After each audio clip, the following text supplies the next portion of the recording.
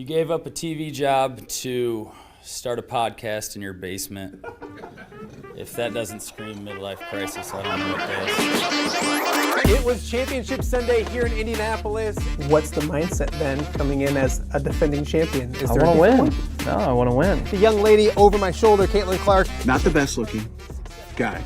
And I don't think anyone's going to sit here and say, Matt Randazzo was really good looking. What has this last month, 2 months, 3 months been like for you? It's an important fan base for the Fighting Illini, is it not? It is. He turned 69 years young last week. He looked good, Coach. Oh, try it. Thank you. Welcome to Off the Air with Matt Randazzo here on a Thursday in the Quad Cities. Thursday, December 4th. Thank you guys for joining us wherever you are, however you're watching the show. We always appreciate it. That is one thing for sure. It is a Thursday. A lot to get to on today's show. It's been a busy week so far. We'll kind of recap that for you here in just a second as well. If you're watching us live on YouTube, thank you for that. We appreciate it. Make sure you're subscribing. If you have subscribed, thank you. If you have not, shame on you. Please do that ASAP and tell everybody else, tell all your friends about what we're doing each and every weekday right here in the Quad Cities as well. The YouTube live chat has been chatty of late. We appreciate that. So hop on, give us your comments, ask questions to guests that are coming up, all those kind of great stuff. Make fun of me, yell at me, all that kind of stuff. Anything you want to do, hop on the chat and do that as well. We're also live on X. X has been very, very good to us. So we appreciate X, everybody who watches on X as well. And make sure you give us your feedback via that platform as well. We are also on all the podcasting platforms as well. So wherever you get your podcasts every single day, whether it's Spotify, iHeart, Apple, Podbean, wherever you get your podcast, put in Off the Air with Matt Randazzo. You should be able to listen to the show that way. And that way you don't have to listen, or I should say, look at me, which is a beautiful thing as well. And also welcome to all of our viewers in Central Iowa. We are on the WHO streaming app every single night at 7 p.m. We appreciate all the feedback we've gotten from you fine people in Central Iowa as well. And you'll love today's show because it is Iowa heavy, if you will, when it comes to the lineup that we got today as well. It's been a great week on the show so far. Monday's show, we had Kyle Huseman, Rock Island's Devin Marshall, scored 53 points over the weekend, setting a Rock Island school record. So go check out that interview. That was a lot of fun. Also, Greg Armstrong, John Marks on Monday. On Tuesday, the great Chad Leistico was with us. So if you missed Chad's interview, go listen to that. Check that out. Really, really good stuff from Chad as always. Ken Prince talking Illinois on Tuesday. So that is still very relevant right now. So if you're an Illinois fan and you missed that, Tuesday's show has a good dosage of Ken Prince, who's always got an opinion, which I love about Ken as well. And then also Bobby Metcalf joined me from Columbus. Bobby, a longtime sports writer here in the Quad Cities, now working in Columbus, kind of previewed the Big Ten championship game, talked some Bears and all those kind of things as well. So Tuesday's show was fun. Yesterday, we had Jake Brend on the show. We had John Bonenkamp on the show, and also our Nest guest segment as well, which was a lot of fun. So make sure you are getting your Nest guest picks in, courtesy of Hungry Hobo. We thank Hungry Hobo for being an exclusive sponsor for our Nest guest program, our Nest guest contest, I should say. So make sure you get your picks in. Go to my social media, click on the link, fill out your picks. If you win great food at Hungry Hobo. Really easy to do. A lot of fun. Really, really thankful that Mark Nestler let me revive Nest Guests, a long-standing tradition here in the Quad Cities. So that was the rest of the week. Today we got a lot to get to. Coming up in a matter of moments, we'll be joined by former Davenport North standout and current freshman at the University of Iowa, Journey Houston. Journey had a fantastic career at Davenport North. Hurt her knee, her junior year, bounced back from that. Longtime commit at Iowa, committed under Lisa Bluter, stayed, of course, under Coach Jensen, and she's making an early impact at the University of Iowa. Weren't sure what it would look like, where she was, who she was playing behind, all those kind of things, but she's continued to make the most of the minutes that she gets. She's off to a really good start, so we're going to catch up with her coming up in a matter of moments. You won't want to miss that. For sure. Also coming up on Mondays, we usually talk to Pat Angerer. Pat has a bad back. It's been a thing this week. The big guy has been laid up. Couldn't do the show on Monday. Completely understood. Feeling better today, but he's playing through pain. And we're going to have him on later in hour number 1 as well. Talk to him about a lot of news yesterday with the Iowa football program. Kirk Ferentz is officially coming back. Not that he wasn't already, but Chad Leistico asked the question yesterday in the press conference involving the recruiting class and those kind of things. And he said, hey, I'm coming back. We'll play that for you and get Pat Anger's response to that. Kaden Wetjen is the Big Ten's best return specialist for the second straight season. No surprise there. We'll talk to him about that. The other Big Ten awards that maybe weren't for the Iowa defense yesterday. So a lot to get to with a struggling Pat Anger playing through pain with a bad back. But I think you'll enjoy it. We'll see him coming up later on in hour number 1 as well. And then in hour number 2, we talked to you about the recruiting day yesterday. It was very busy on both sides of the river. Illinois, a really good recruiting class. They're anywhere between 20 and 23 in the country, I've seen, when it comes to their recruiting class. Iowa as well, anywhere between 22 and 24 when it comes to recruiting, and doing a good job in the Big Ten. Both teams did a really good job in the Big Ten. 18 teams obviously now in the Big Ten. I've seen Iowa, and Illinois like 5 or 6 or the number after 6. I don't want to say the 6-7 thing. I don't want people, my kids love that stuff way too much. But so yeah, really good job by both Brett Bielema at Illinois and Kirk Ferentz and his staff at the University of Iowa. Tom Kakert will break down Iowa's class coming up in hour number 2 and who's coming, what it looks like. 7 4-star recruits for Iowa. Probably 8, because they had one young man reclassify from 27 to 26, and he was a 4-star in the 27 class, and then was a 3-star in the 2026 class, which was a little bit weird, but really good class. We'll talk to him about that and much more coming up later in the show. I mentioned the Nest Guests pick'em contest is up and going. Make sure you get your picks in for that as well.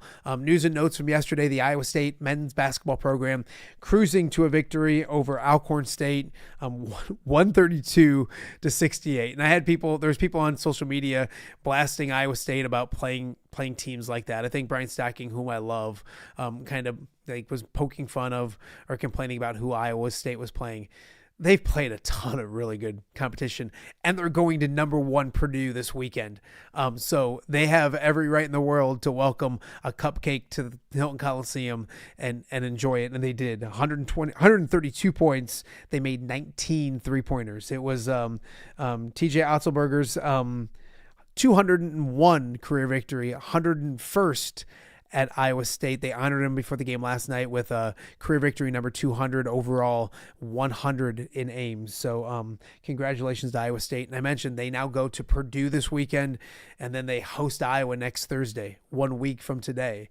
So a busy week next week. It's Cyhawk week next week. So a lot to get to tomorrow, or I should say next week on the show. A little closer to home, the Augustana men open up the CCIW play with a victory over Wheaton, 84 to 81. So congratulations to Jordan Delp and company.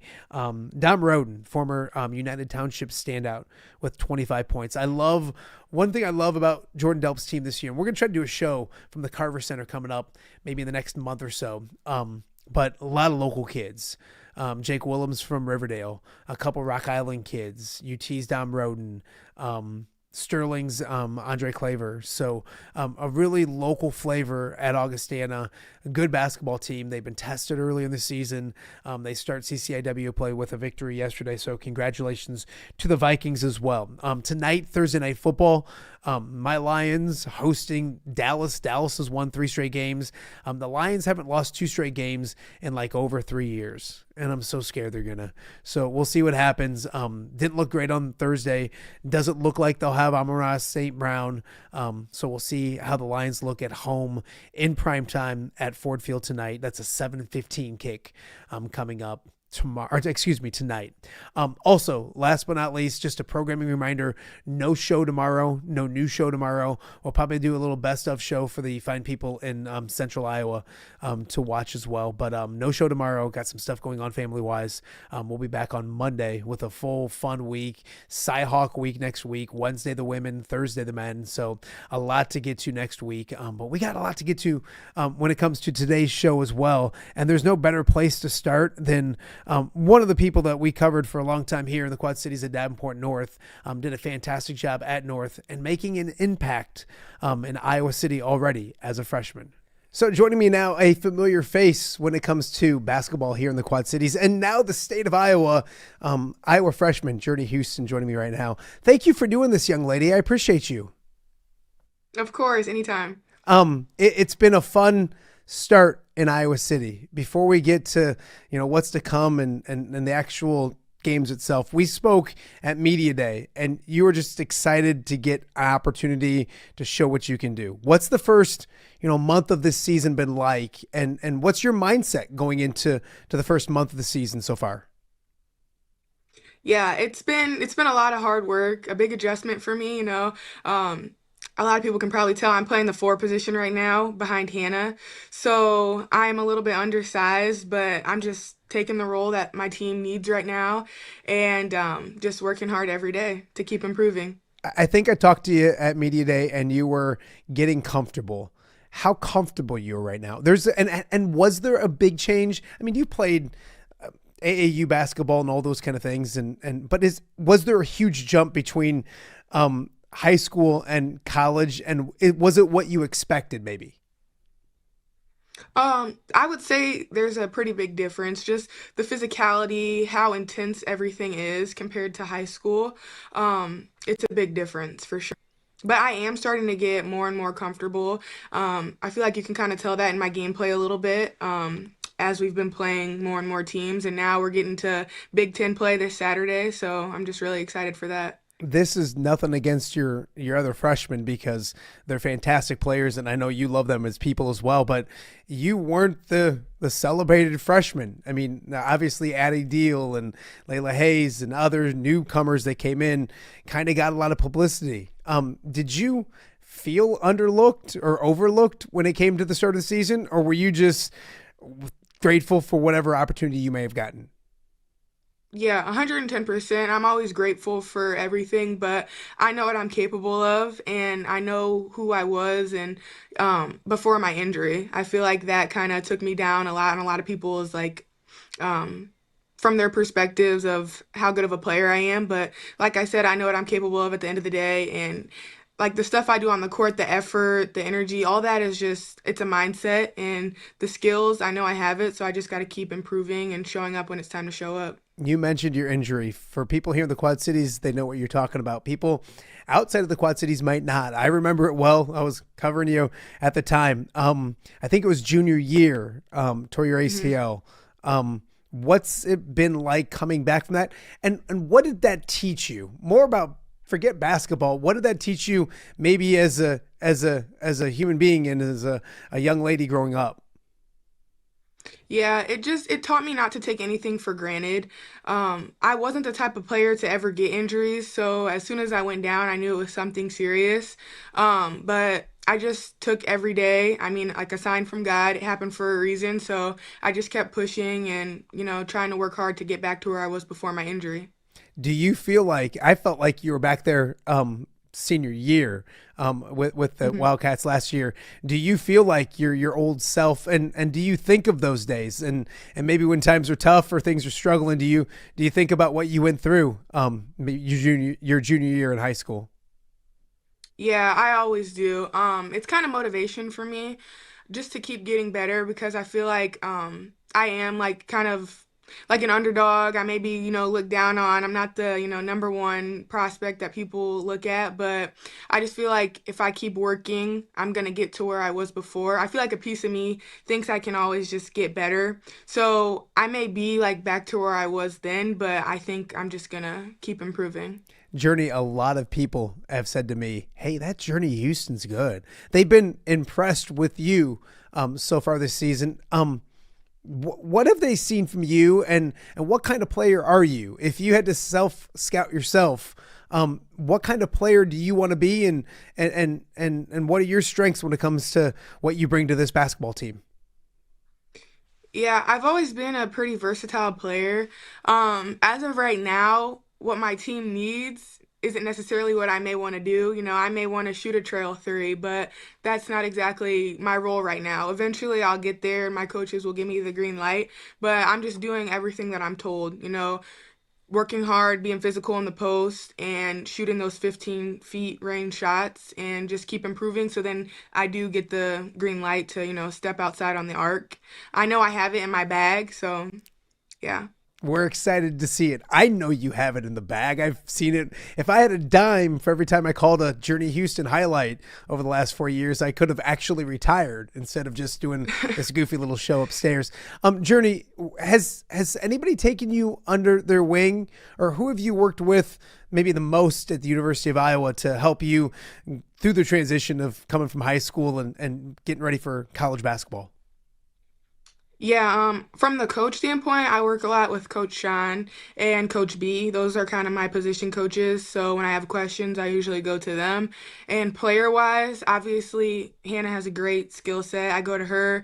And then the other four is Jada. She has a lot of knowledge for the game, so I ask her a lot of questions as well. This team's pretty good. They're playing some good basketball. What have you liked about this team so far? We've talked about yourself, but what have you liked about the Iowa Hawkeyes this year? I know it's early, but undefeated is undefeated. It's got to feel pretty good. Yeah, it definitely feels good. I feel like we all just motivate each other. We celebrate each other. One thing that Coach Jay says is to pass the baton. If it's not your day, just give it to the next person. And we're a pretty deep team, I would say. So, yeah, we have a lot of depth. You're an Iowa girl, so you know all about it. And I know there's a game before it. I know you guys go to Rutgers and all those kind of things. So I don't want to get you, don't put cart ahead of horse. Focus on that, get a win there. But it is Cy-Hawk week next week. You grew up in the state. You know about it. You know, I mean, Bill Fenley's from the same hometown that you're from. What do you know about the rivalry? What was it like for you growing up? And what do you expect when it comes to that first Cy-Hawk rivalry game coming up next Wednesday, I believe? Yeah, I know it's really intense, and I'm all for it. I love those type of games. But they are also undefeated as well, so it's just gonna make it even 10 times more than it usually is. So I'm really excited to play them. I know it's at their place, but I'm still excited. We talked about it a little bit, but how much more comfortable when you see and have the success that you have? Obviously, you're turning everybody else's heads. Are you kind of getting more confident? I don't think you lack any confidence, which is a beautiful thing, but do you feel more comfortable and confident as the games go by, the practices go by your freshman year? Yeah, 100%. I feel like the first couple of games I was just trying to like settle in. I didn't really want to do too much or not enough. So that's when I just, dive for loose balls and do all the effort stuff. But now I'm getting comfortable, when it comes to scoring and all that kind of stuff to help my team. That freshman class is really good, and they've all popped at some moments. You guys, I remember seeing you at Media Day, and you guys mesh well together. Different people from different places, but it feels like you freshmen mesh well together. Can you talk about maybe the chemistry that you guys have formed as a freshman group? Yeah, for sure. I don't think I've ever clicked with like teammates so quick before. They're just great people to be around. And like in the summertime, we spent a lot of time together because as you can see, I'm still in the dorms. But at that time, it was just us and, a few other athletes. So we were together 24/7. So yeah, they're great people to be around. Journey, you were that, I believe, and correct me if I'm wrong, did you commit to Lisa and then recommit, I guess, to Coach Jensen? Take me through that, if that's correct. And was it a no-brainer? Obviously, Coach Bluter is one of the best, but was it a difficult decision to double down, if you will, and stay committed to the University of Iowa? Yeah, I did commit under Coach Bluter. It really wasn't like a hard decision for me to stay. I always knew I wanted to come here, and honestly, Coach Jay, I had a really close relationship with her because at the time she was the assistant, so they do a lot of the recruiting and phone calls. So it was really a no-brainer for me to, stay committed here. All right, a few fun questions before I let you go. You mentioned that obviously last year at this time you're playing high school basketball and you loved it and you did it at a high level. Is it weird to sit? Have you thought like a year ago today I was getting ready to go to practice to prepare for North Scott or whatever? Is it kind of wild to think about what you've accomplished and where you're at 1 year later, now being at the college basketball Division I level? It definitely is. It's a big difference. But for me, I've worked my whole life for it. I've worked hard, put in the time. And so, like, being here is like, at first it was surreal, but now it's like, okay, it's time to focus. It's time to lock in and do and show up for what I've been working so hard for basically my whole life. Journey, last Thursday was Thanksgiving. Did you go home? Did you get to enjoy it as a team? And when you did, wherever you were, what was that thing you had to have on your plate? Did you enjoy the Thanksgiving meal? Yeah, we had practice the morning of Thanksgiving, and then everybody kind of went home or had their family come here, so everybody was with somebody. And the weather was kind of bad, so I had to come up literally less than a day later to, beat the little snowstorm. So, but something on my plate, What's the well, my favorite? favorite thing, hmm, probably. I mix my baked mac and cheese with the greens that my mom makes, and it's Okay. pretty good. All right. That sounds delicious. Are you a Christmas person? I know that you guys are volunteering some time right now to wrap some gifts and all that kind of stuff. Are you a Christmassy person? And if so, what's your favorite Christmas movie if you have one? I do. I Christmas is my favorite Love holiday. it. I would say probably Christmas with the Cranks or Okay. Elf. Okay, Yeah, Elf is right there for me. yeah. It's that or Christmas Vacation. I can't get enough. Are Mm. you a Christmas Carol person? Like Christmas songs? Are you jamming to Christmas music yet? Um, the carols probably not, but like just music on the radio. Yeah, I could Okay. listen to that. You're not going to sing any Christmas carols for me, are you? I can't get you to do that. Oh no, I have a great voice, but I will not be able to do that today. I like how you have a great voice. Next time you're on the show, you're going to sing for us, okay? Okay, maybe I, maybe a little something. I won't make you this time, but next time I will. Hey, Journey, if you were playing another sport besides college basketball, what would it be? Usually I'd say like play volleyball because I did play volleyball in high school as well. But I feel like now I would like run track, Okay. like Um, sprints. I like it. I like it. Last goofy one for you. If you could have dinner with anybody in the quad, and not in the quad cities, in the world, if you could have a meal with one Hmm. person, who would it be and why? Ooh, that's a tough one. See, I My come with the go-to is hard always Michael questions. B. Jordan. Which You one? do. Michael B. Jordan. He'd probably be who I'd have dinner with. Okay. Why is that? Yeah. He's just a great actor. One of my favorites. I like all the movies that he's in, so yeah.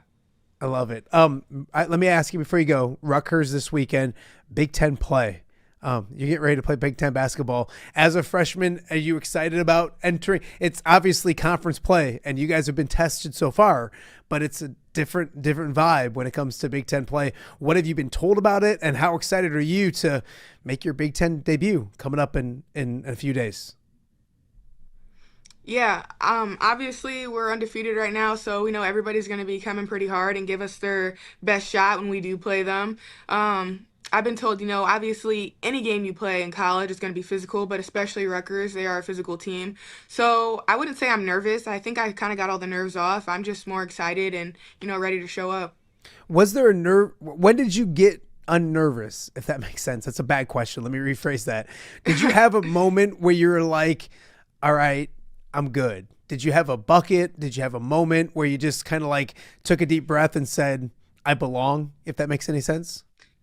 Yeah, definitely the first couple of games, and then it was kind of, coming and going, like in Florida as well. But I feel like after this last game, like, I don't know, something just kind of like it just took it all away. I think it's because I actually started to do stuff on the offensive end, which I knew I was capable of before. So now it's like my game is kind of like it's evolving and it's balancing out. So, yeah. If people don't know, I got highlights for the last 4 years. Journey Houston can score it. Like the offense isn't a problem. You'll be just fine with that as well. Is Coach Jansen ever in a bad mood? Um, I mean, at practices, if we're, I wouldn't say being lazy, but just not showing up how she knows that we can show up. She'll get in and like, yell at us a little bit, but not just in general. She's Yeah. a great person. So. She's so happy all the time. She's one of my favorite people Yeah. as well. Journey, I appreciate you doing this. I know you're busy, so I appreciate you taking the time. We're proud of you in the Quad Cities. I've had several people over the last week or two say to me, Journey Houston's doing awesome. So keep representing the Quad Cities. I know you will. Keep winning games and keep doing what you do. And we'll catch up with you again real soon. I will. Thank you so much. All right. Thank you, Journey. That is Journey Houston, freshman forward for the Iowa Hawkeyes. And if anybody's wondering about the offense when it comes to that young lady, she is just getting started. She can score and do it in several different ways. She can get to the rim. She can shoot it, mid-range, everything. So really cool. And if you couldn't notice, a really good human being as well, a fun young lady. So we appreciate her time. Hey, we got more to get to. You're watching Off the Air on a Thursday. We'll be right back.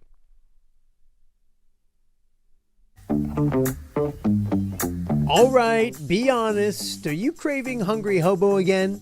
You know, that fresh sliced meat piled high on those amazing sandwiches, hot off the grill chicken and steak with all those delicious toppings, the biggest and best selection of baked potatoes, or simply some waffle fries dipped in cheese. Well, now that Quad City favorite is even easier to get. Download the Hungry Hobo app today. Order ahead, skip the line, and earn rewards all at the same time. There's Double Points Monday and exclusive specials as well. With 12 locations in the Quad City area, it's Hungry Hobo. Now even easier to find, but still hard to resist. Rafferty Funeral Home, dedicated to serving families in the Quad Cities since 2007. Hi, welcome. Yeah, come on in. An experienced staff plans each service to reflect the unique life and legacy of your loved one.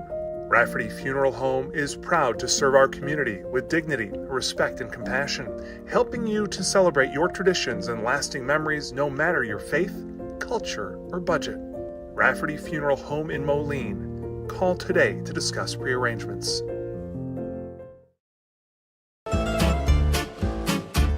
When it comes to quality, convenient pizza, Godfather's Pizza in Silvis has you covered. Featuring a beautiful dine-in area, delivery, and a carry-out window. Godfather's Pizza is that pizza you grew up with, not a convenience store. You see, at Godfather's Pizza, the dough is made fresh daily. That mozzarella cheese is shredded fresh and never frozen. And those toppings are abundantly piled high each and every time. Locally owned and operated since 2010, Godfather's is a huge supporter of local athletes right here in the Quad Cities. So come on by and check them out at 1211 Avenue of the Cities in Silvis. Order online at godfathers.com and reunite with that same delicious pizza you grew up with. Welcome back to Off the Air with Matt Randazzo here on a Thursday in the Quad Cities. It's Thursday and we're almost through the week. No show tomorrow. But everyone on Monday was cranky, and I got so many emails and text messages and death threats because we didn't have Pat Anger on the show on Monday. Pat's been laid up a little bit, but he is, as we all know, the toughest man in the state of Iowa. I don't feel very tough right now. What did you do? I have no idea. I can't move. My back's all jacked up. It's not great. When did this happen? And is Corey Sheets to blame at all? Well, I think it initiated in Nebraska. I woke up with a pretty sore back Friday, and obviously powered through it. Just powered through it like a professional. You have to. And then after the plane ride and after the ride back here Friday night, my back was just locked up, and then pretty much laid on the floor from Saturday until Tuesday, and was able to kind of get up and move a little bit yesterday and today, but obviously that's due to pharmaceuticals. So, yeah. You don't seem happy right now. No, this is the worst thing that's ever happened to me, Matt. My sore back is the worst thing that's ever happened to me. So what is it? What I mean, it's like, do we know? I don't know. I got an MRI coming up. Yeah. I don't know. It's not great. My wife works at a chiropractic institution. I got to do that. I'm just saying. I got to do that. Let us help you. Let us help you. to Palmer Chiropractic, get my life together. But yeah, it's not great, man. No. So it wasn't shoveling snow or anything like that. How did you get my poor wife had to do all that. No, poor wife and no, kids had to Pat, do all okay. that. Yeah. And kids, right? Yes. Oh, okay, because that was my thing this year. Is I finally put my kids are going out. I did it one time.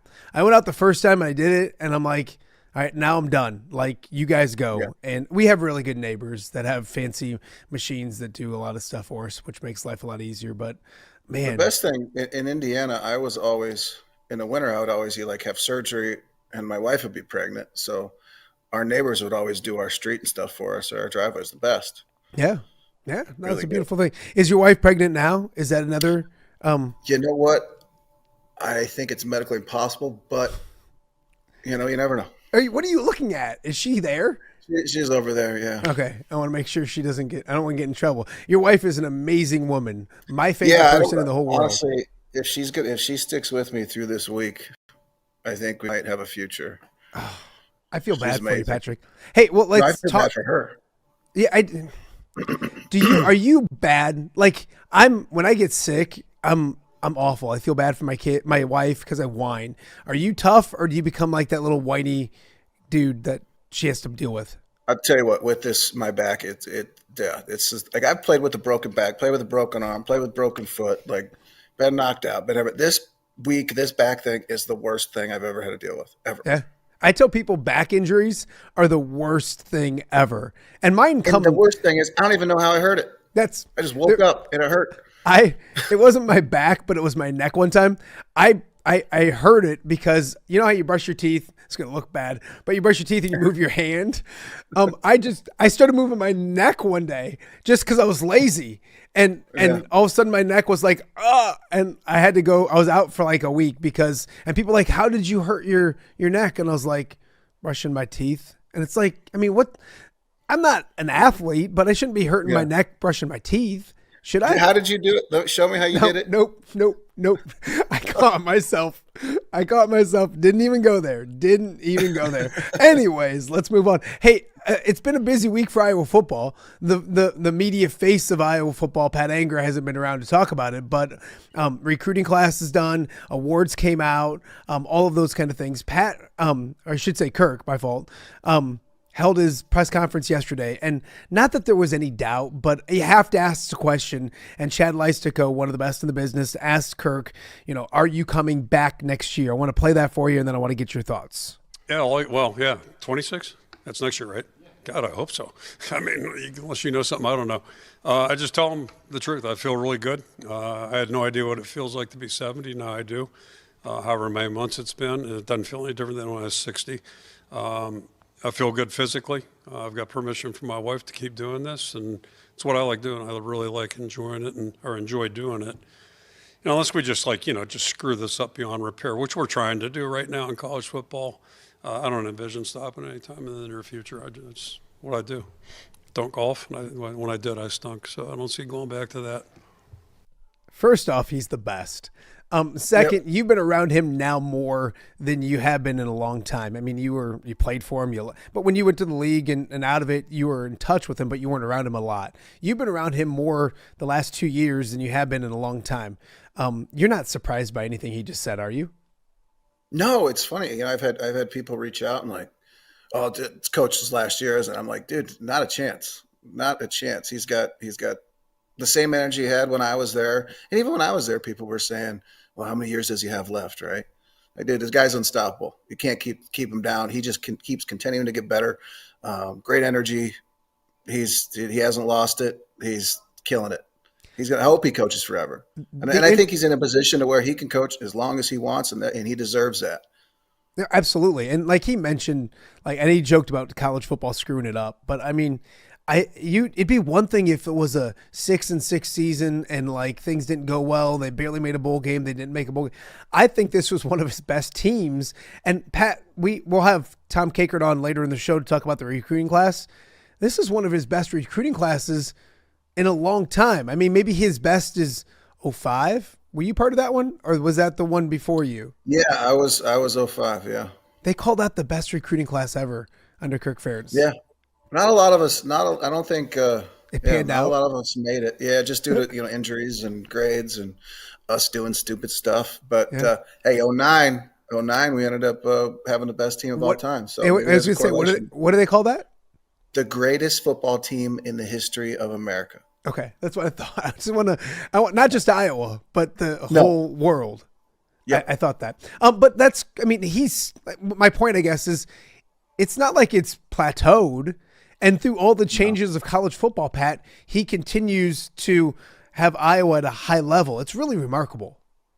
Yeah, and you mentioned the changes, and I think just with the evolution, just how college football has evolved, he's evolved with that, and I think he's looked at it, and he's mentioned it before. I think he actually mentioned it to Chad, is he's taken it as a challenge and an opportunity to grow, and he's like, it's just kind of neat, it's kind of fun to kind of evolve and look at things and see how much differently they can do stuff. And I mean, he's got such a well-oiled machine, and a lot of people, from the outside, everybody's like, oh, I was just doing the same thing here in and here out. And yes and no, they're teaching the kids the same way. They're instilling the same culture and same attributes that they instilled in us, but they adjust every single way. They're constantly looking at different ways to do things. How can we do this 1% better? Like they are a freaking really good machine. And it starts with Coach Ferentz. The guy's unbelievable. And I hope he coaches. So our kids can go watch him coach from the stands. Yeah, I was just going to say, when you said our kids, I was like, don't put my kids in with your kids. My God, your kids got a chance. Maybe our kids can tailgate together and watch Iowa games when they No, because you'll have one of your kids in the booth, like talking about it, and my kid will be outside because that's where they put the second-class citizens. They don't let them. They're not in the booth. They're in a little stage outside, and he'll be talking for an hour before the stuff gets going. He mentioned he doesn't have any hobbies or he doesn't golf. I think that's the best part of Kirk is that, like, what he's doing at the University of Iowa, I don't want to say it's his life because he's got a family, his wife, all that kind of stuff, but it's not like it's, oh yeah, I care about football. It's what he is. It's almost his identity. And I don't say that in a bad way. I say that in a good way. Like if he didn't have football, like if he needs football as much as football needs him, if that makes sense. Oh yeah, for sure. He, I mean, it's all he's done for forever. And what's crazy though too is like he could literally just who he is. He could do anything, and he would be one of the best in the world at it. Like that's Coach Ferentz. And luckily for us and Iowa fans, he chose football, and he's coaching and dominating and just kicking the crap out of Nebraska every year. I mean, did we talk about that? Did you talk about that already? No, I was gonna get to it. I want. Pat Anger joining us right now. We'll make sure you're good. Do you need to move around or anything? Are you okay? Yeah, I'm okay. I'm just a little wiggly here. That's okay. That's completely fine. That's did you hear that, Mary? He's a little wiggly. I don't know if that means anything, but Nebraska, that was a lot of. Hey, Pat, when you're beating your three rivals, 118-19, so almost 99 points, they outscored their three rivals. It's really impressive. And I'm sorry, I don't want to be mean to Nebraska, but that delusional fan base, it's not a rivalry if you're not winning games on the other side. And that was impressive for Iowa. Yeah, no, it's definitely not a rivalry. I mean, they think it is and all that stuff. And I guess I'd hate us too if I, constantly get my butt kicked by us. But no, yeah, I mean, it shows what Coach Ferentz is doing and where the program's headed and how much better it is. Now we have another rival that we've got to take out, and they've had us the last 2 weeks, so we've got to last 2 years we got to take out Iowa State. That's been too long. Let's shut them up, and then let's just continue to, we'll row the boat to Minnesota, and we'll what are the Badgers? We'll jump around to Wisconsin, and then Nebraska. Well, you're not jumping anywhere these days, my friend. Dude, there's no chance. No, yeah, it's just funny with Nebraska because they're always every year. It's this is the year. This is the year, right? And then and then they're making excuses because they had a backup quarterback. Didn't we beat them the last however many years with backup quarterbacks? Yeah, our backup quarterback. I don't know. It's just whatever. And you could tell too. You could tell during that game, it started to get a little bit. They started to face a little bit of adversity. Then they started to cheap shot our guys. And then you knew as soon as that happened, then they were going to break. And that's exactly what happened. But I'll tell you what, that Emmett Johnson, he's a good little running back. Yeah. No, I mean, but player. you look at it, Pat, at one point they got a uncovered kick where they got a lucky break there, or a break. Yeah. I don't say lucky, but they got a break there. And then they busted a long touchdown run. And I'm like, man, everything that Nebraska would want to have happen has happened the first quarter and a half. And it was like 13-13. And I was like, well, we're good because everything's going their way. And you just had this vibe that like Iowa was the better team, the more physical team. And it was fun. It's always fun to watch those second halves. I mean, take me into the booth with you and Gary, Minnesota, Wisconsin, now Nebraska. Those second halves have to be kind of fun, don't they? Oh yeah, and that's that's great coaching. That's preparation. That's guys continuing to you don't get too high, you don't get too low, and you come out and you do what you do best. And Iowa doesn't they don't teeter from that. Like, hey, we're not going to change anything. We're going to do what we do, and we're just going to grind it out, and it's going to work out. A lot of teams like to change things, or they like to panic or do this and try to be something they're not. That's not Iowa. We're gonna play Iowa football, and it freaking works, man. It freaking works. And I want to go back too on the. On Carson Shire's hit, forced fumble on the punt return. Yes. What are we talking about? What are we talking about with that being targeted? What are we talking about? I was so mad because we were sitting there in the break, and I think Corey had said that on TV they're saying possible targeting. Those guys suck. If those guys on TV think that that's targeting, they suck, and they should be fired and never comment on football. That is a textbook tackle. That's exactly what you teach. And beautiful by Carson Shire. Pat, did you at any point live think that was anything at all? I thought it was the most beautiful tackle I've seen in a long time. Well, that's like when you have to stop things and slow it down and show it over and over again and go, right. Maybe if his angle was, it's a football play. At no point live did I think anything happened. I hate the slowing down. Because that's not how the play happened. It didn't happen in slow motion. That's not how it happened. Yeah, it's not like he didn't think, he didn't pause and go, should I lower my head? Yeah, I thought it was wild and crazy. Hey, another guy that continues, Kaden Wetjen made an impact in that game. Yesterday he became the first ever 2-time Rogers Dwight return specialist of the year. I know it's a broken record. We talk about him all the time, but what is it about that guy? I mean, it's a great story. Williamsburg, undersized, JUCO. He's now the only 2-time award winner for that award ever. Hats off to him, right? Oh gosh, Kaden the Jet Wetjen. We should try to get him to come back next year. How much NIL money you got, Matt? I got paid yesterday. My wife gave me my allowance, so I got $17.25. No, it's so great watching him. He's the guy just does amazing stuff every single time. What's weird is that you're always surprised. Like, you're surprised by it. You know it's going to happen, but you're surprised. He's exactly what you want in a player and a competitor. And one thing that a lot of people don't talk about, and I actually did a little bit of research on this last night because I was sitting there thinking about it, is back in the 2010-ish to 2015 is when punt switched to the spread punt, like the rugby style punt. Yep. And prior to that, after the rugby style spread punt, the punt returns and punt return touchdowns went down significantly. So the fact that he's doing this against it's a lot tougher with that spread punt, that rugby style punt, because you have the field spread already by your alignment and you have free runners. So he's doing it against it. I mean, it's a lot harder to get a punt return now than it was back in the day when I was playing. And it's just the way that, the way he reads things, the way he makes the cuts. It's amazing. And a lot of the credit too goes to LeVar Woods and the special teams. Like, those guys are blocking their ass off. LeVar's drawing things up tremendously. Like, LeVar's up there as well too. Yeah. And you look at it too, Pat, he's a good, and I've got to interview him a few times. I know you have as well, because he's almost on every post game because he keeps doing great things. I know, right? He's a good human being. You know what I mean? Like, he's a down-to-earth, good guy, and that's fun to root for as well. Pat Anger grinding through a bad show with me. I appreciate you doing it. I'm going to let you go soon. One last thing. Yesterday, the defensive awards come out, and Iowa doesn't have one single first-team all-defensive player. It's the first time since 2014 that no Iowa defensive player has been on the first team for the media, and shame on you because you're the media now, so that's on you too, or the coaches. I don't get a vote. I know, I don't either. Because I'm a felon. Iowa ranks 8th nationally in total defense, 9th nationally in scoring defense. I'm stealing this from a Chad Lystico tweet. Thank you, Chad. Is that is it more infuriating that there should be somebody, or is it more like, God damn, Phil Parker's really good? Like, which one is it, or is it a little bit of both?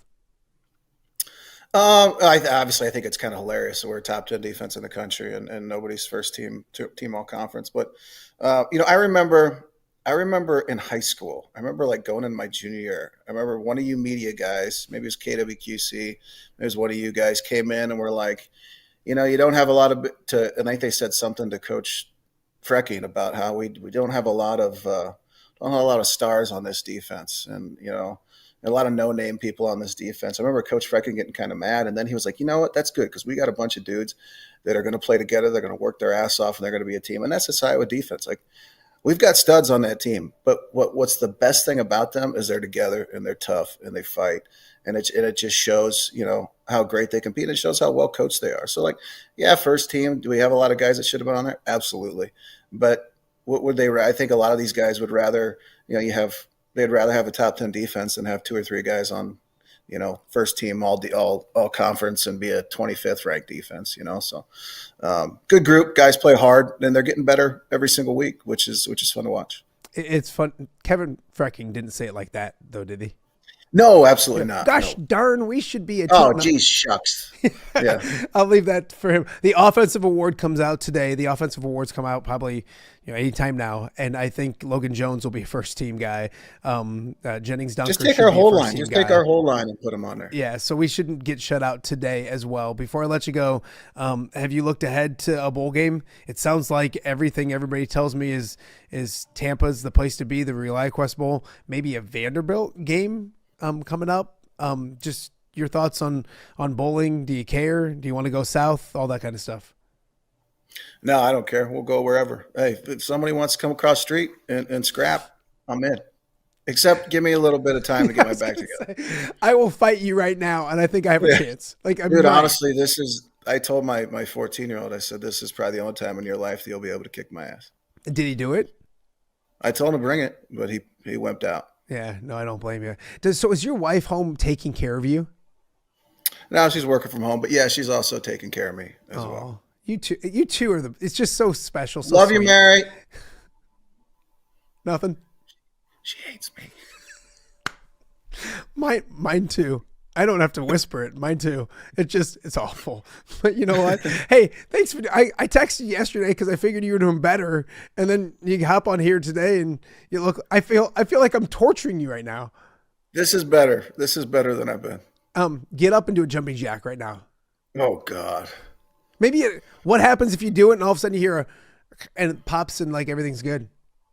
Yeah, it might be it. I don't know. One last bad story and then I'll let you go. One time I had like a neck thing, a stiff neck again. And I went and I had to MC an event for golf, like some golf outing. So I dragged myself up to the range. I'm like, I might as well hit a few. And I swung the club 3 times, completely fine. Really? I remember calling my wife. I'm like, Jet, I feel amazing. Like I'm completely fine. She's like, are you drunk already? I'm like, no. I'm like, not yet. But it was wild. So I used to tell her like, I got a stiff neck. I need to go golf. And she's like, shut up, just go golf. Like you're not using that as an excuse. So maybe golf. But hey, if you need anything, you know where I'm at, and I'm unemployed. So let me know. Love you, buddy. All right, thanks, pal. man. Be good. Hold on. Stay there. I got to switch to the right screen, and it'll look awkward if you do anything weird. Okay. See you, pal. That is Pat Anger. God bless him. Like, what a warrior. He's the face of Iowa media, and he's carried the load for the radio station and the radio group all year. And finally, his back gave out. His back gave out is what I said. His back gave out. So, what a trooper, but really some good points despite all the bad back. Kirk Ferentz coming back for another. I mean, he's coming back for more than one season. I hate to, unless, and God bless him. I don't want it. As long as he stays healthy, he's going to be back doing what he's doing, and he has every right to do that. So, and it's cool because they have one of their best recruiting classes ever. And I'm going to say, I mean, it's a really good one. I don't want to overhype it, but it's a really good recruiting class. And everybody's using the whole Kirk Ferentz isn't going to be there very long against Iowa. You know, you can't tell me other coaches aren't going, are you going to go to Iowa? Kirk Ferentz is 70, but they're still going to Iowa. It's amazing. The class he put together, the season they had this year.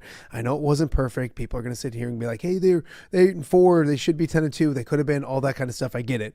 But for the most part, if you don't feel like Iowa football is heading in a really good direction, I don't know what to tell you. So really fun to catch up with Pat. So we might as well keep up with the Hawkeye theme. People are going to get after me today, but just how things lined up today. We had a couple interviews that we're going to push to next week. I'm really excited, and didn't work today, but up at North Scott, there's co-head coaches.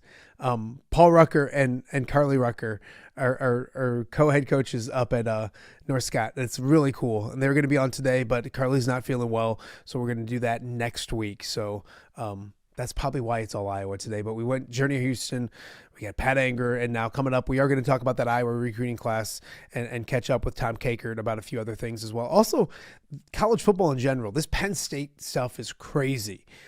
Absolutely nuts that we're to this point where it's signing day. They don't have a head coach, and they fired their coach 2-3 months ago, whatever it was, 2 months ago. So we'll talk more about the Iowa recruiting class and much more after the break. You're watching OTA. We'll be right back. Give me the keys. Learning to drive can be stressful for both the student and, yes, the parent as well. Relax. There's an easy way to avoid the stress. Skiles Driving School in East Moline has been helping new drivers hit the road with confidence for over 20 years. Whether you're a teen earning your first license or an adult looking for behind-the-wheel training, we've got you covered. Their certified instructors are patient, experienced, and use modern vehicles equipped for safety and comfort. From classroom instruction to real-world driving, we make learning safe, affordable, and even fun.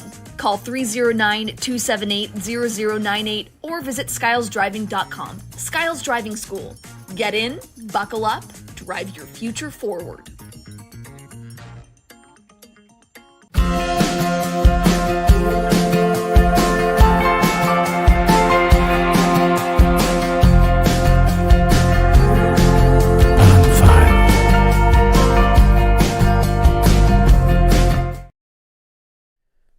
Welcome back to Off the Air with Matt Randazzo here on a busy Thursday in the Quad Cities. It's busy today, but yesterday was arguably one of the busiest days of the year if you're on a beat, especially the Iowa beat, because you have a basketball going on, football still doing and going on, and it was National Signing Day, which is weird for early December to be talking about National Signing Day, but the Iowa Hawkeyes signed one of their best classes in years, and here to talk all about it, the man that is the Hawkeye Report. No, you're not. You got other guys that do all the work, but Blair and Kyle and Tanner and Dennis, they're all way more important. Yeah, well, they work harder, but you get all the credit. No, I'm kidding. No, I don't. It was a busy day yesterday. When it comes to signing day, before we get into the Iowa class, I want to kind of look at it and really dive into it a little bit. Is it weird that here we are, December 4th, and National Signing Day is already said and done? It's really weird. And I was talking to Tyler Barnes about that on Wednesday. Just, it's just like, here we are, it's National Signing Day. And the conference championship games haven't even happened yet. Not just the playoff. We were dealing with playoff games and everything with signing day last year, but that makes kind of more sense. To me, this needs to move to like the second Wednesday. And here's the other thing. None of the coaches or anybody can go out on the road in December. It's just basically dead. So now it's just all these guys are doing is looking at other people's rosters of guys that maybe they could steal, trying to talk to agents about guys that might be going in the portal. It's all this idle time for craziness. And it's just, the interesting thing that has happened, signing day moved to in 2017 where you had this early signing period. And there was one year where it was like the portal was the same time open, and it was that way for a couple of years, and it was insanity. It's craziness, unhealthy, because you had people trying to wrap up signing day classes, trying to retain your own roster, and trying to fill holes with portal. It was crazy. So in some sense, this is a better system because the portal won't open until January. But it somewhere along the line, National Signing Day for the high school players became less relevant than the portal is the most exciting time in college football right now. Yeah. It just is. When it opens up, it is just traffic-wise, it's insane. And it's what everybody wants to be part of. They want to be portal. They want their team to be portaling, especially if you're going after a quarterback, like Iowa has been going on. That is what everybody wants to be a part of. No, I can see that. Yeah, it's very weird. I still love National Signing Day for the high school kids, just because that's where I started out. That was kind of those days back when it was in February. I was talking to a friend of mine who's been in this business as long as I have, and too long. We were both like kind of just waxing nostalgic about those days of getting up at 4 a.m. and chasing down any news, trying to email or phone calls to schools because we didn't have Twitter and we didn't have all these social media things. So we're just begging to try to find hey, did he sign yet? It's we didn't have access to the fax machine at the Iowa football office, and they weren't putting out graphics on Twitter or Facebook or anything. We were chasing things down at school, talking to high school coaches, talking to parents, whoever we could get a hold of to verify that, hey, he signed his letter of intent and he's going to be a Hawkeye, or he didn't and he decided to sign elsewhere. It was those were fun days though. I liked them.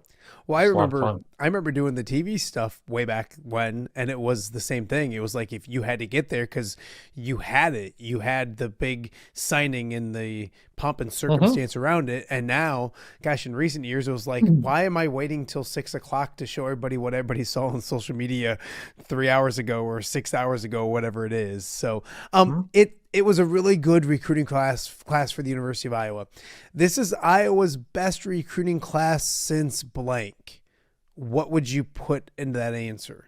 Oh boy, I can't remember. They all run together from your standpoint. The number one's always going to be a 2005 class that was, top 10 in the country. I'm just looking at where we finished up ranking wise. It was 24th in the country, which is, that's where they sit right now. So that's not bad. Day before it was 22nd, so they dropped back a spot, but essentially they got 8 4-star players. Because they got 7, and then Luke Brewer, the tight end from Norwalk, who signed with them, reclassified. We dropped him to a 3-star, but he was a 4-star before then. So interesting that he was. I think he's going to be a really good player too, because he was one of the top 5 tight ends in that 2027 class, and Iowa made up some ground on him and were able to get him. He comes from a Cyclone family too, which is kind of interesting. But his sister plays softball at Iowa, so that certainly helped. So the kids got smart. That's okay. Tom Kakert joining us right now and Off There with Matt Randazzo. Tommy, if you headline this class, you kind of look at it and is it safe to say, the trenches on the offensive side and the linebackers on the defensive side are really good in this class? How would you characterize maybe the headliners in this class? Yeah, I would say that's pretty fair. That offensive line group is really good with with Nielsen, the kid from Waterloo, got the list here. But Carson Nielsen, who was, I think, the first commitment in this class. Hudson Parliament, he's a Bo Stevens-like clone, just a Love big the power name. lifter guy. Love the Yeah, name. awesome name. Gene Reardon, the offensive lineman from Hinsdale Central. Colin Witters from West High School in Iowa City. Owen Linder, who's from Minnesota. They just really did a nice job. And I was talking to Tyler Barnes about it, and I said, it's almost like you guys picked, okay, we got a center, we got a couple guards, we got a couple tackles. And it's almost like they did that. I don't know who the center is, though, in this class. I know Parliament and I know Witters are going to be interior linemen. I know Nielsen is a pure tackle. And then Reardon and Linder could float back and forth. They've got some size. So, and then on the defensive side, those linebackers, Kason Thomas, kid from Heelan, really good. Billy Wavoda, the kid from Georgia, who Michigan and Ole Miss both offered him early in his senior year of high school after watching him play. Really good high school player. And then kind of the jewel of the class, I think, is Julian Manson, the son of Jason Manson, who's assistant coach for the Hawkeyes from West High School. And we've got him at Rivals / On 3 as the number 51 player in the entire country. So he's an explosive athlete. Talk to Tyler a little bit about, hey, what did you ever, because I was going to play linebacker, but did you ever think about him as a tight end? Because he's a really good, we saw him play for West High, and he played on the offensive side too, and was a really dynamic athlete. And they just said, no, really kind of focus on the defensive side. I think he can really be dynamic player for them. So going to be interesting. But those are some of the guys that they have landed. You look at that linebacker group, Tom, and I talked a little bit with our good friend Chad Leistigo earlier this week, and they had good linebacker play this year, and Carson Shire was really good, but there's so many young, talented kids at that position right now. It's pretty impressive, and I think Cam Buffington's going to be a dude. And you look at these guys, and you mentioned you got 2 of the top 10 linebackers in the country to sign. Kind of talk about that position itself, because we can go back through the years. Iowa's been good at linebacker, but it looks like that's a place where Iowa's going to be very strong at for several years to come. Yeah, you've got that technically redshirt freshman class with Buffington, Preston Reese, who was on the freaks list for Bruce Feldman, just really a great athlete, just hits like a ton of bricks. Buffington, you've got really good groups there. You got Goucher and Cooney, the 2 true freshmen who redshirted this year. Both those guys are really good. And then you've got this class. So there's a lot of good linebackers coming up in the system.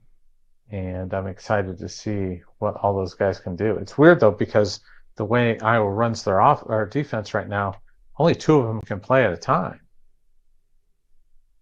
Yeah. It's just because they play a lot of the cash. So, by the way, there's a cash kind of just by design in this class, I think.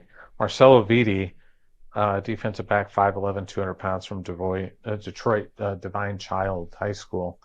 He is he just screams cash. He screams just cash player. Probably not first year, but second year on. He's a guy to start paying attention to, I think, at that position for the Hawkeyes. Tommy, you look at a couple different prospects I wanted to talk to you about. One at quarterback, Iowa, and we knew it. I think, didn't he flip? Wasn't it the same day as the Indiana game that he flipped? Yeah. And I think so. Yeah, look at him. Traden Bessinger is the kid you're talking Is about, 6'5", 215 from Utah. is he the best? Is he the highest rated quarterback to come to Iowa since whom? Is it Spencer? Is it Jake Christensen? Yeah, Spencer probably. Spencer was a 4-star guy. Yeah. So, yeah, he was a big deal when he came to Iowa.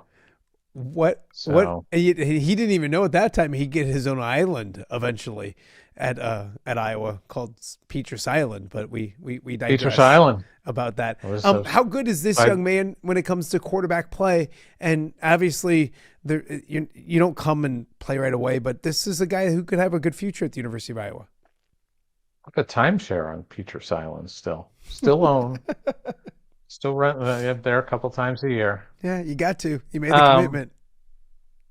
Hey. You know what's interesting is Iowa had that commitment from Cash Herrera for a long time. So Bessinger, when Iowa got involved with him, was a Boise State commit. And he ends up flipping to Iowa, ends up decommitting, flipping to Iowa. Cash Herrera, the reason Iowa got involved with Bessinger is because Cash Herrera started looking around, and he ended up committing to Indiana. Then he decommits from Indiana, and guess where he signed with on Wednesday? Did he go to Boise State? He went to Boise State. No way. How about that? Yeah. How about what a that? small world. What a small world. It's crazy. I laughed so hard when I saw it. I was like, oh my gosh. What are the odds? What's the scouting report on Bessinger coming to Iowa? What what do they get? Obviously a kid from a smaller state, but I know they're really high on him. We can really spin it. Good arm, very accurate, high TD. I think he threw like 4 interceptions his senior year and had like 50 touchdowns, something like that. Just really good leader. Yeah, Tyler shared the story about how they sent Tim Lester out to watch him. He got about a quarter and a half, and then they had a thunderstorm in Salt Lake City, and he couldn't watch it anymore because they had lightning delays, and he had to just kind of hang out there for like 3 hours or something, which I'm going to have to ask Tim about sometime. But yeah, he let's see, 3 years as a starter, compiled almost 11,000 passing yards, 127 touchdowns, placing him 8th all-time in Utah passing yards and 4th in career touchdown passes. Threw for 4,313 yards and 53 touchdowns, completing 76% of his passes in his senior year. So accurate, good arm, sneaky good athlete too. So interesting player. I think I was pretty excited to have him. We're not going to go through everybody, but I know that Iowa got a commitment from a cornerback in Nebraska. Help me with the name. Yeah. Donovan? Darian Jones. Darian Jones. Darian Jones. Yeah, his brother plays for Nebraska. Mm-hmm. And thankfully, Darian grew up a Hawkeye fan. In fact, Tyler had a great story about how last year when Iowa and Nebraska played in Iowa City, that Darian came with his family, and they sat in the Nebraska family section, and Darian was wearing Iowa gear. Oh, geez. I love it. I love it. Decked out in Iowa, and that was before he even committed. Yeah. But you got to think as the coaches, that's a pretty good sign. If you look over there. I'll say this. I think he has a great chance to play right away. He's the guy that I put on my signing day. Earliest my impact. Signing day, he's the guy who I think can play early. It's a position where Phil has traditionally played guys early at corner.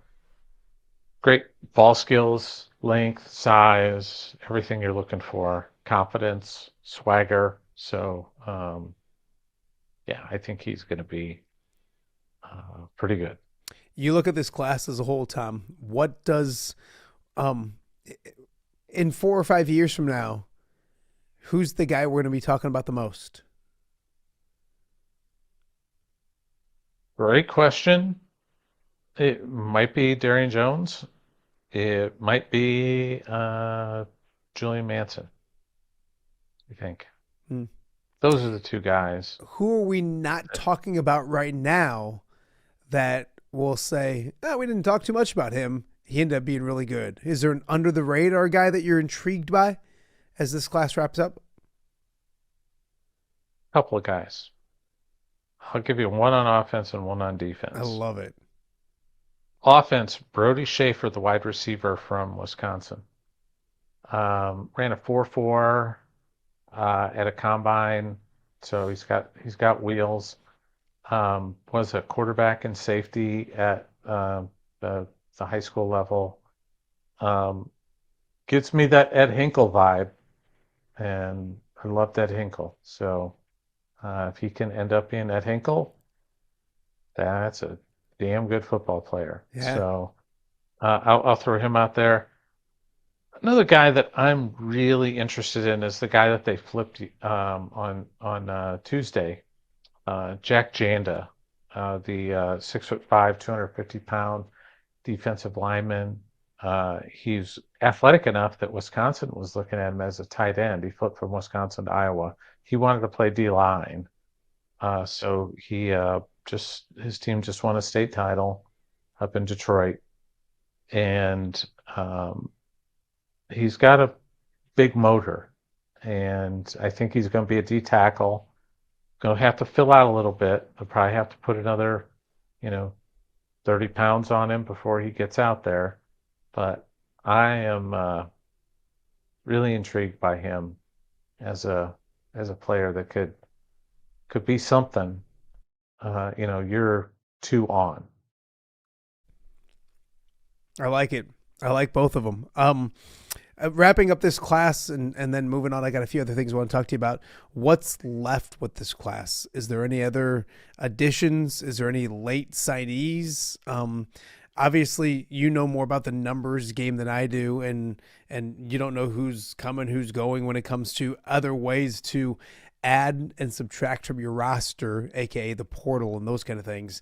Is there any additions to this class, or is it kind of said and done?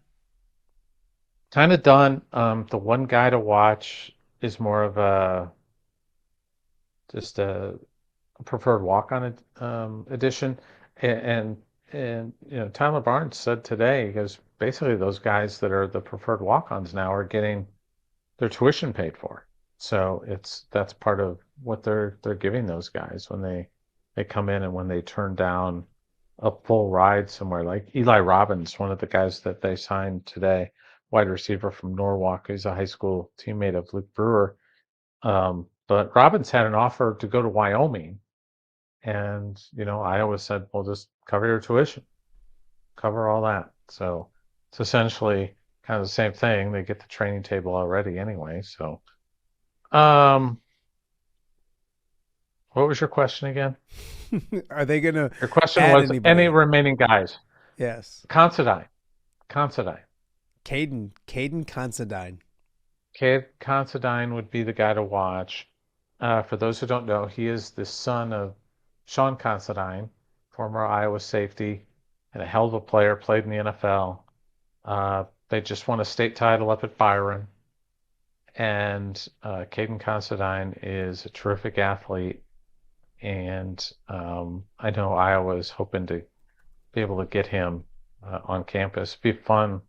Boy, that'd be a fun story if Caden could get on there. And, Sean walked on at Iowa. So he was amazing in the state championship game. He set a record in the state championship game, 32 carries, 370 yards, and 3 touchdowns, and then also made the game-sealing play on defense. He's a good defensive player too, so he can play both sides of the football as well. And he had dad's defensive coordinator for Byron as well. So they're both state champions. Awesome. They're both state champions. I'd love to see him in an Iowa uniform as well. Tom, before I let you get out of here, Sean's an Sean's an all-time good guy. Yeah, All-time good guy. Really is one of the good people. I don't know him very well, but I've gotten to meet him a few times and chat with him a little bit. And his kid can play football. Like, I would love to see. And he's in that mold of a Jake Gervais or a Brett Greenwood or somebody like that, gets that opportunity at the University of Iowa, and they turn a quote unquote walk-on, or a preferred walk-on in this case, into, a really good football player, all Big Ten football player, those kind of things. So hopefully that's the path that happens with him as well. The Hawkeyes lost on the road, basketball-wise, to Michigan State. Yep. Thoughts? I mean, I don't think it's the end of the world of a basketball season if you lose at Michigan State and Sparty. Nope. They're really good. Thoughts on what you saw on Tuesday night? And then maybe what you need to see this weekend with Maryland coming to town on Saturday. It makes Maryland, the way they played on Tuesday, makes Maryland a much more important game, I think, because it wasn't a great performance for Iowa. And I think Ben McCollum would admit that. I think he would tell you that it wasn't their best effort. They lost by 19 points. Losing is one thing, losing by 19 is another. And they only scored 52 points. So it's, they've got to do better. And Maryland is a team that's in flux too. New head coach, Buzz Williams. They had some guys leave.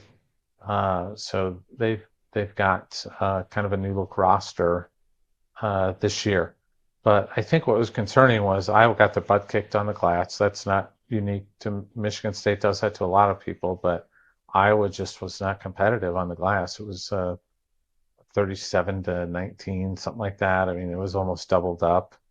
In fact, it was just basically doubled up on the backboard. So they've got to get after it on the glass. They've got to do a better job of rebounding. They had 11 assists and 11 turns. You can't live that way on the road in the Big Ten, losing the backboard by almost double, and your assist and turnover is 1-to-1. You ain't gonna win on the road in the Big Ten. So, and shooting 37%. Just a lot of things went wrong for them. In the first 10 minutes, it was like 9-9 though. And Michigan State didn't play great either. But then Michigan State went on a 13-0 run in the middle of the first half, and it went from 12-10 Sparty to 25-10 Sparty, and it was ball game. Yeah. He's kind of like, yep, okay, this one's over, because it just didn't feel like Iowa was going to be able to mount a charge and score points and create a lot of offense. They just Michigan State took them out of their half-court offense, and they couldn't get the ball moving, and that was it. Yeah, the one thing about this team, I really like it. I think it's going to get better. I don't think it's the end of the world. I do get concerned, and we saw it against Grand Canyon.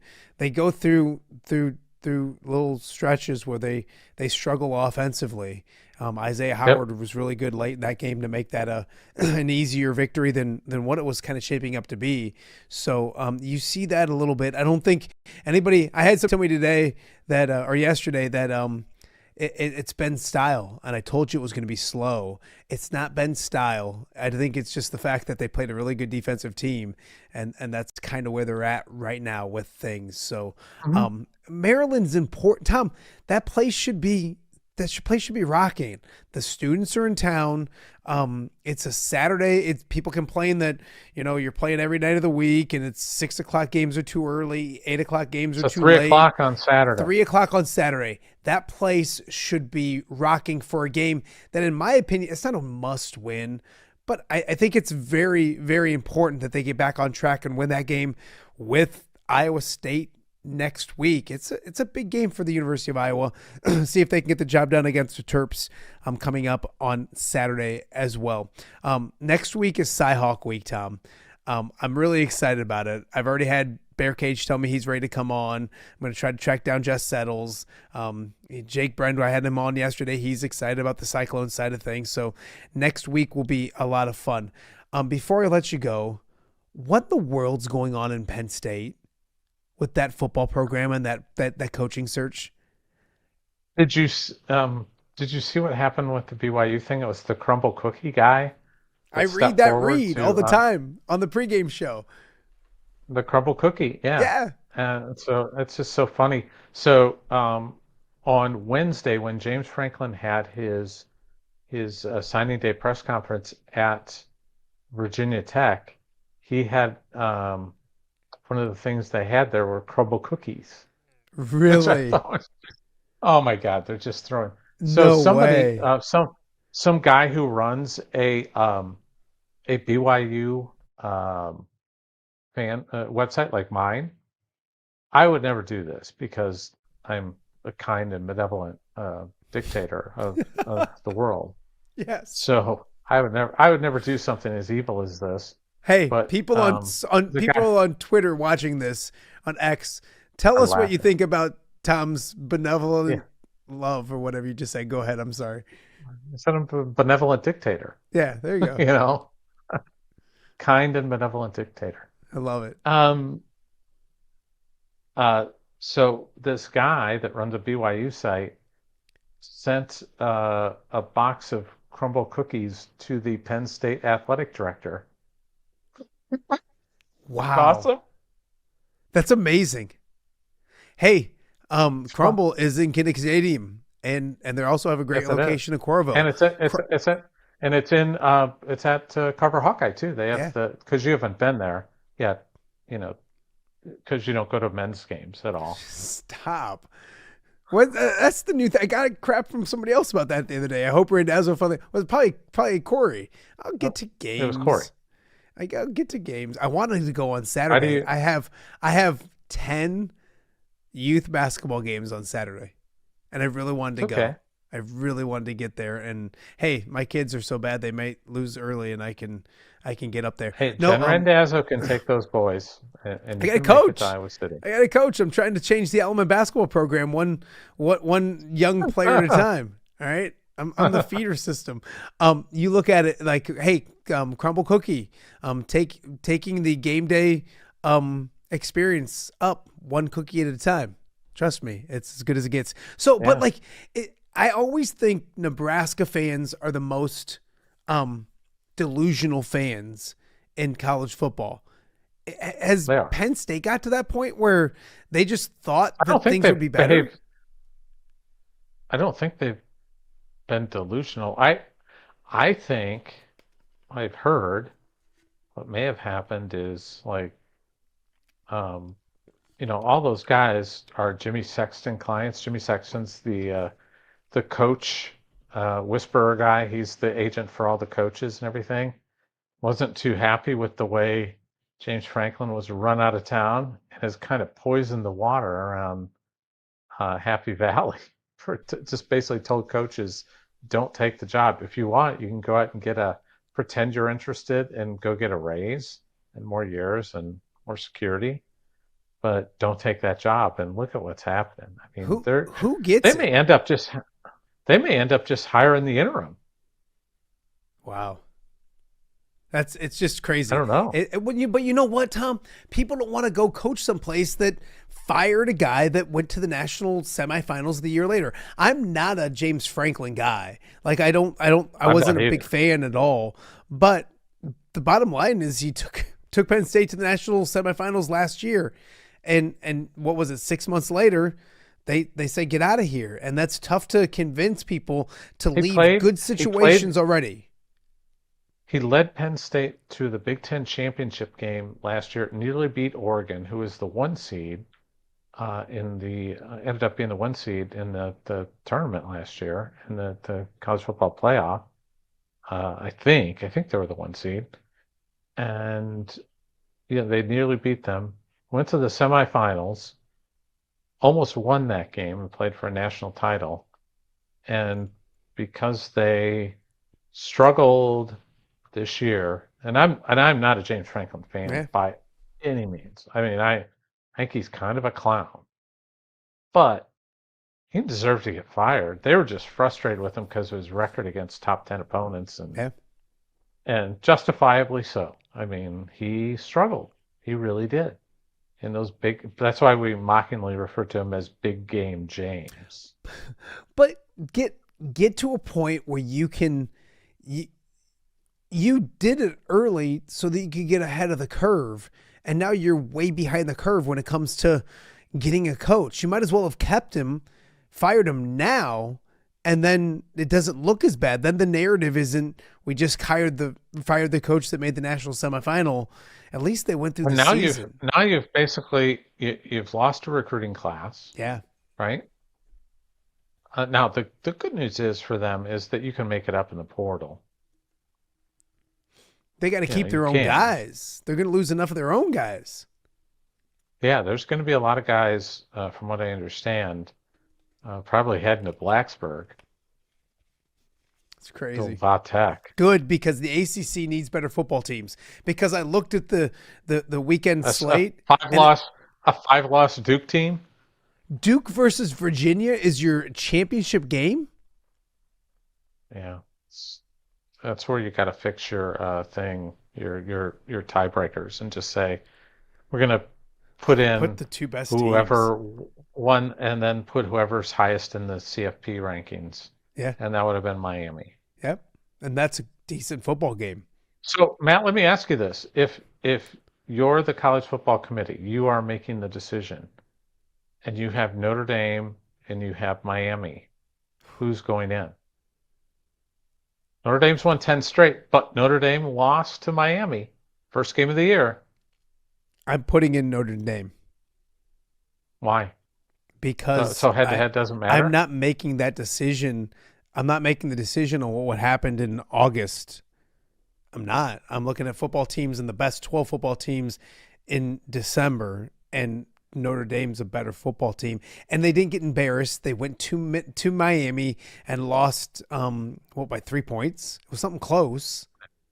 It was close. So it was a close game. And it was yeah, I get it. And so I'm not head-to-head shouldn't matter. I'm not a huge defender of Notre Dame, but like I just think they're the better football team. They haven't played anybody. That's the problem with Notre Dame is they haven't played any. So are you the opposite? Are you putting Miami in? I just think head-to-head has to matter at some point. But it depends. It's a full body. It's a crazy situation. It really is that it came down. It's coming down to one of these things. Because they both played Pitt later in the year and both pounded Pitt. Who would win in a game right now, Miami or Notre Dame? I don't know. But I know who won when they played. In August. But it was in August. A lot changes since August. Sure. How did Iowa look against Albany in August? You would have thought this fan base thought it was the worst team in the world, and now it ended up being one of the better Kirk Ferentz teams in the last, 7-8 years. It was 8-14. Oh, you don't think this was one of the better teams in Kirk's last 5-6 years? I don't know. I do. They were good. They didn't get over the hump when they needed to a few times, but they didn't get blown out by anybody. They played well in all the games. I get what you're saying. They kicked the crap out. They kicked the crap out of their rivals. You are what your record says you are. Yeah, they're an 8-4 football team. That's not a bad thing. No, not. But hold on a minute. So, if in the NFL, let's say the beloved Bears. I feel the Bears. Yeah. No, but let's say team in the NFC. Exactly. The team with the best record in the NFC. Let's say that they're whatever. Let's say 12-5 to end the season, and there's the Bucks or something like that aren't. Like, it doesn't mean that they're not the better team because the record says what it is. They play different teams. If that makes any sense. Probably doesn't make any sense. If that game was a blowout or if it was played somewhat besides the first game of the year, then I think it makes a lot of sense. What do you think they do? It's a good question. I think they hope that something breaks in that, in one of those other games where they don't They have can to take make both. that decision. They can take both. They can take both. So they're yeah. probably hoping But I don't know Alabama how that loses. is. Alabama lose? But I don't. They can't drop Alabama out of the college football playoff. Are you going to punish teams for Playing in losing in the championship game? Because if that happens, guess what's going away within 24 hours? The SEC ever playing a conference championship game again. Yeah. No, I completely agree. Hey, I'm to They the will point never now, play it again. and this is another topic for another day, but why does Iowa play Iowa State? They shouldn't. I mean, Look at why, what Indiana's doing. I Look mean, what Cignetti's doing. He's canceling games. Any competitive game, he's going to play Kennesaw and whoever. Yeah. Like he did this year. Charlotte and whoever else. He's going to play like 2 Sun Belt teams and an FCS team. This is what he's going to do. If Iowa played a cupcake and they'd be 9-3 right now, and then you're really looking at or not 9-3. Then you're really looking at man, if they only win one of those games, they really are in the postseason. They really are. It benefits Iowa State because the Big 12's not as good. I think what's going to happen based on all this, because there's going to be some sort of fallout, especially if Notre Dame and or Miami gets left out. I think one of the two will get in, but I don't know if that both will get in.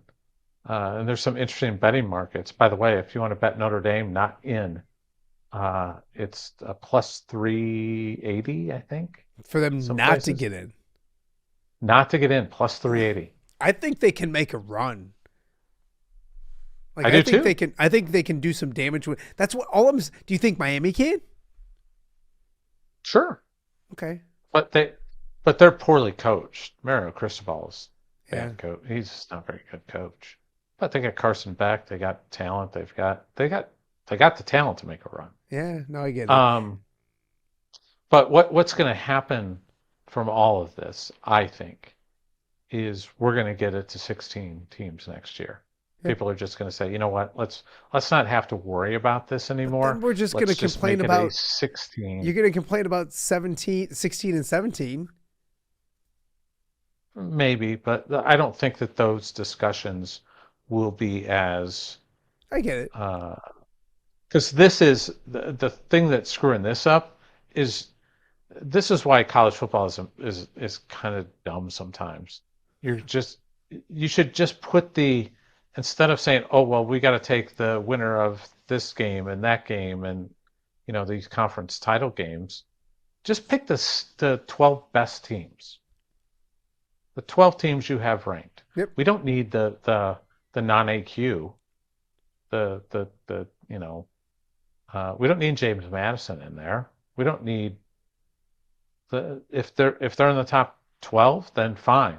Otherwise, just take the top 12. That's what we want to see, right? Yep. That would be like the NFL saying, I know they do this. They take all the divisions, but we've got to take all these other, and we got to take some odd team. You wait this year. It might not be the Bears, but there's going to be a team in the NFC that's going to have a better record than the NFC South once again that aren't going to make the playoffs. Yeah. And that's just kind of the dumb. Hey, real quick, I got to let you go. Give me a final score prediction. Packers, Bears, Lambeau Field, 3:25 Sunday afternoon. The entire world watching because it's the two greatest teams in the history of the world. Bears 72, Packers 0. Christ. The Bears. Ditka. Is Ditka going to coach? Would win. Who's a better coach, Ben Johnson or Mike Ditka? Ben Johnson. All right. On that note, hey, I agree. That's why the Lions are not good at this year. It's because they don't have Ben Johnson anymore. Jeez. All right. We're not starting this whole conversation right now. Tommy, thank you. I appreciate you. I got the Ben Johnson shirtless picture for you, or shirtless shirt for you. That doesn't need for me. You got to wear that thing. Next time you come on the show, wear it. No, it's coming to you. Or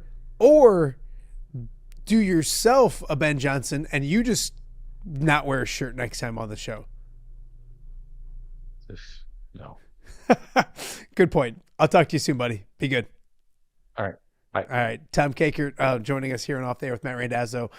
It is going to be a fascinating decision on who they put into that college football playoff and where it goes from here. But it's a weird time in college football. So always grateful for Tommy to stop by and chat. So we got more to get to. You're watching OTA on a Thursday right here in the QC. We'll be right back. Hello, Dan Pearson here of FCA. Our team is thrilled to support Off the Air with our good friend Matt Randazzo. We share the view of the power of sport when it comes to relationships, including the influence of the coach. FCA believes the coach is the most influential person in America. Matt celebrates local coaches and athletes. His content is informational, insightful, and inspirational. Our Fellowship of Christian Athlete team loves partnering with Off the Air with Matt Randazzo while we engage, equip, and empower coaches and athletes in our 23 counties. FCA, the heart and soul in sports. View from the West, the podcast covering Illinois high school football. It's going to be a hard-hitting game. It's going to be great football. Weekly analysis and reaction from around the western side of the state of Illinois. This is the game we had circled when the year started. Follow along on YouTube and subscribe wherever you listen to podcasts. It's big-time football out there tonight, and I know we can play big-time football. View from the West. We got you covered.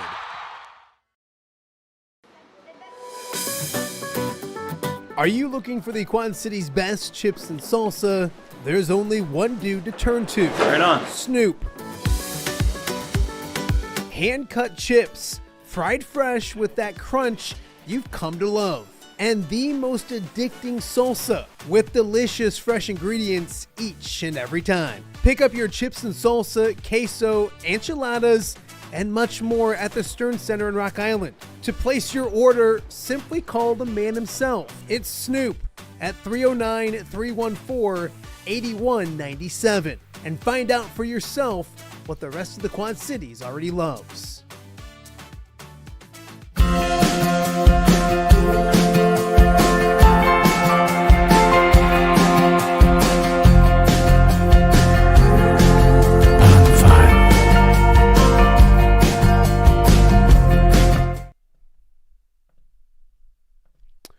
Welcome back to Off the Air with Matt Randazzo here on a Thursday in the Quad Cities. Thursday, December 4th. Thank you guys for joining us, watching however you're watching, whether it's YouTube, if you're on X, the podcasting platforms, wherever you are. Thank you guys for joining us. It's been a fun show.